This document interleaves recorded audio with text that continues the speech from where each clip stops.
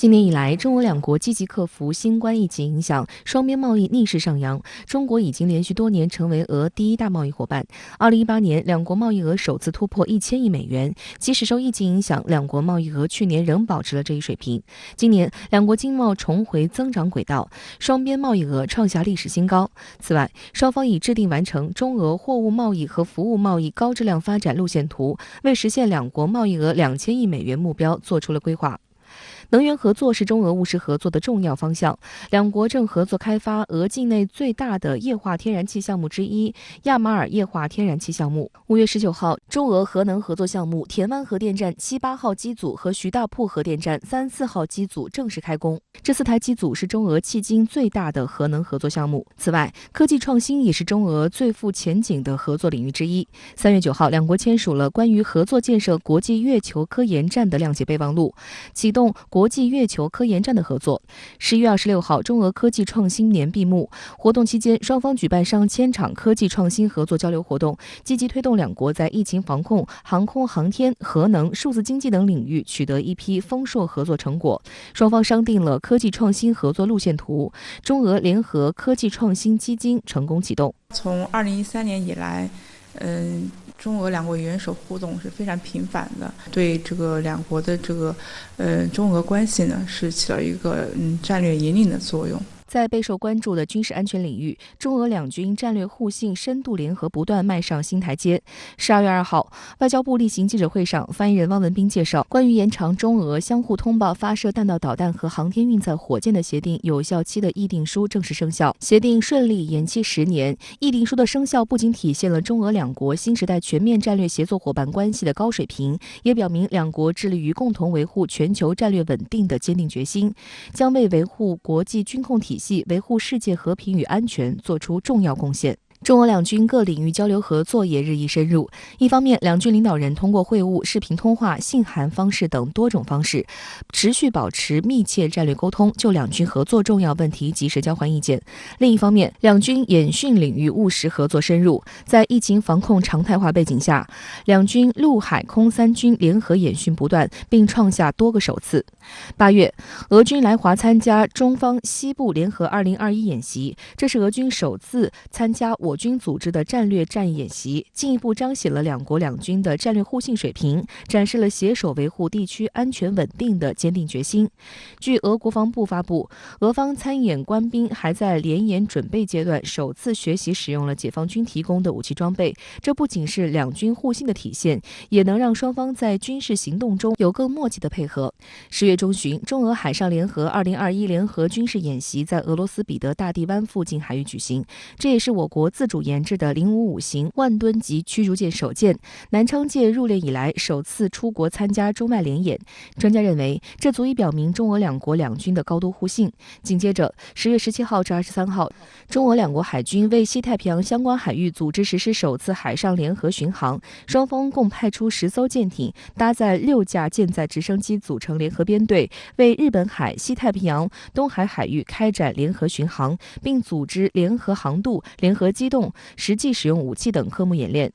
11月19号，中俄空军组织实施联合空中战略巡航，中方派出2架轰6K 飞机与俄方2架图95MC 飞机联合编队，为日本海、东海有关空域组织联合巡航。有分析指出，伴随中俄关系不断深入发展和两军军事互信不断增强，双方联演的战略价值、实战意义更加突出。通过了多年联演的磨合，中俄两军逐步形成了较为成熟规范的联演组织实施方法模式。双方官兵对彼此工作方式、兵器性能等有了更加深入的了解，相互配合更加默契，使演习举行得更加顺利。军事合作呢是中俄全面战略协作伙伴关系的一个重要的组成部分。现在呢始终是处在一个高水平的这种运转的一个状态。除了两国这个军事高层的定期的会晤以外呢，两国的军事技术合作也处在一个互利共赢的一个水平。特别是今年咱们在首次的海上联合巡航，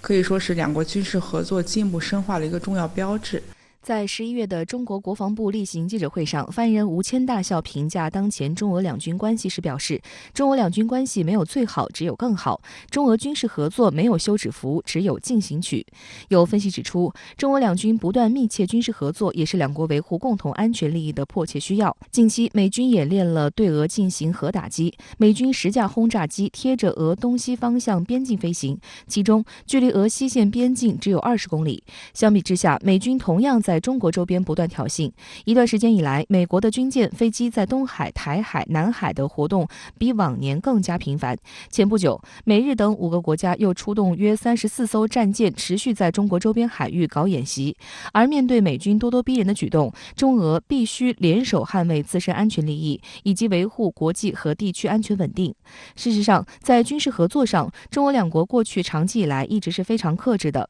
因此未来合作的空间还很大。外界还关注中俄两军之间明年还将有什么样的合作项目，比如会不会实施海空一体化的联合战略巡航，巡航的地域是否会有什么新拓展，双方所出动的军舰、飞机的型号和数量会不会进一步增加等等。不结盟、不对抗、不针对第三方是中俄关系的一个最主要的基本原则，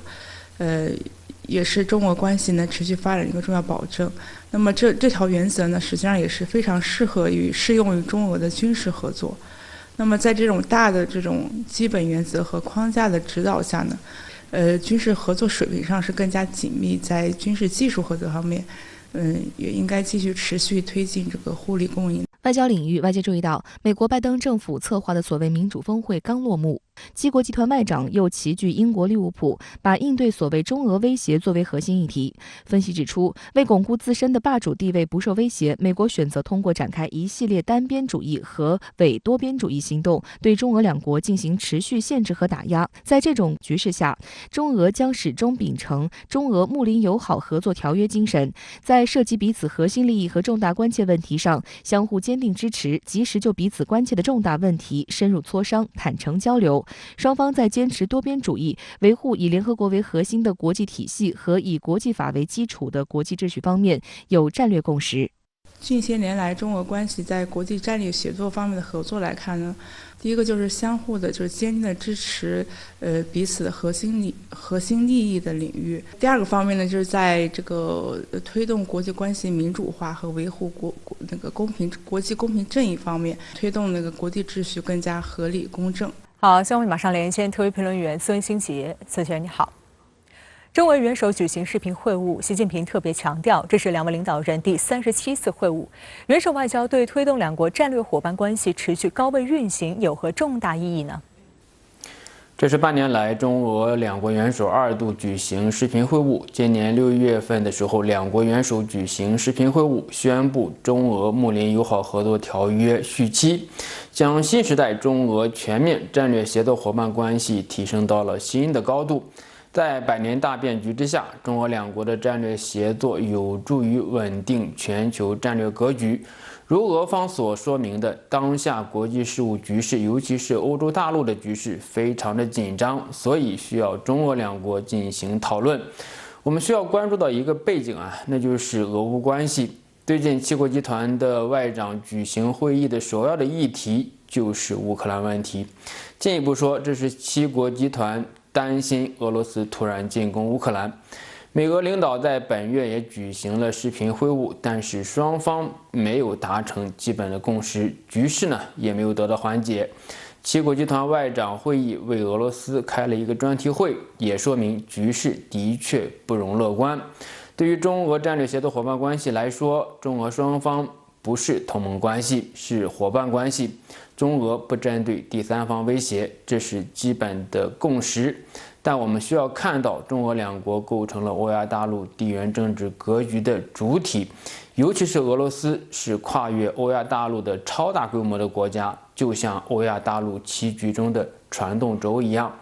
美国从中东撤退之后，集中于两洋战略，也就是北约为主体的大西洋战略和最近急剧升级的印太战略。美国从两洋挤压欧亚大陆而形成了新的地缘战略的态势，那就是对中国和俄罗斯的集体挤压。在欧亚大陆的边缘地带形成了多个热点问题，比如说台海问题和乌克兰问题。就我个人来看，乌克兰问题更具有强烈的地缘战略的意味，出现冲突的风险也更高。中俄两国元首会晤的议题不会局限于欧洲大陆的局势，涉及到中俄之间多个领域和议题的合作，其中非常重要的就是冬奥会。普京将出席北京冬奥会，中俄之间的沟通与合作为北京冬奥会创造更好的国际环境，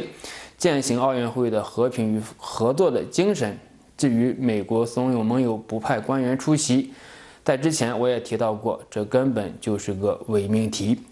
俄罗斯外长拉夫罗夫最近也表示说，美俄之间的紧张关系与美苏冷战不可同日而语。换句话说，俄罗斯也不愿意让美俄关系成为世界大国关系的主轴，而是寄希望灵活的外交活动在多元权力中心的世界进行战略运筹。毫无疑问，中俄关系为彼此提供了巨大的战略空间和想象的空间。